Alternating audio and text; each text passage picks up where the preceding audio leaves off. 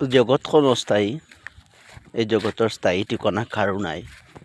যিমানেই আমি ঠাই লৈ, জাগা লৈ, মাটি লৈ বিবাদ কাজিয়া নকৰোঁ কিয় এদিন এই সকলো এৰি যাব লাগিব।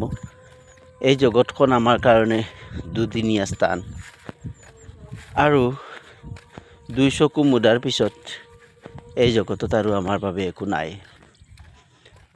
অকল অস্থায়ী জীৱনত জীয়াই থকাৰ কাৰণে, অস্থায়ী জীৱনত সুখে থকাৰ কাৰণে আমি ইমান কাজিয়া বিবাদ ফসাদ, মোটামুটি কাৰ লগত কোনে বেছি নিছে, কোনে কম নিছে, আমাৰ সম্পদ অমুকে লৈ গৈছে, অমুকৰ সম্পদ অমুকে নিছে, এনেকৈ মোটামুটি কিবা নহয় কিবা এটা বিষয় লৈ আমি আলোচনা আৰু বিবাদ কৰিয়েই থাকোঁ, ডাঙা হাংগামা কৰিয়েই থাকোঁ। কিন্তু এবাৰ মনৰ ভিতৰৰ পৰা যদি গভীৰভাৱে চিন্তা কৰা হয়, দেখি ল'ব এই জগতত আমাৰ দুই চকু মুদাৰ পিছত আৰু একোৱেই নাই।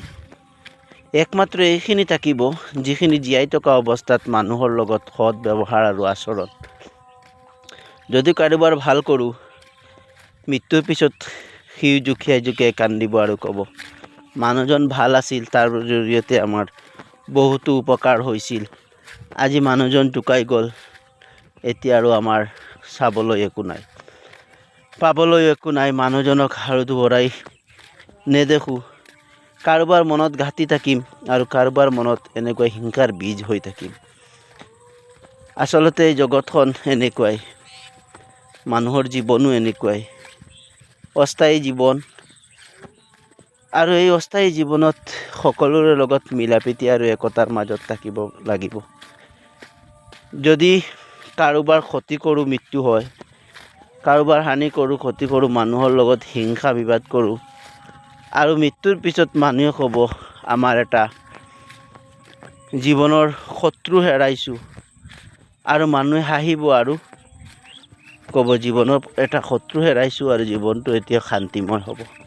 নিবিচাৰোঁ এনেকুৱা জীৱন যাতে আমাৰ নহয়, যিটো জীৱনত জীয়াই থকাৰ কাৰণে মানুহে আমাক দীক্ষাৰ দি থাকে যে এই জীৱটো জীয়াই আছে, বনৰীয়া জীৱৰ নিচিনা আমাক ঘৃণা কৰি থাকে, হিংসা কৰি থাকে।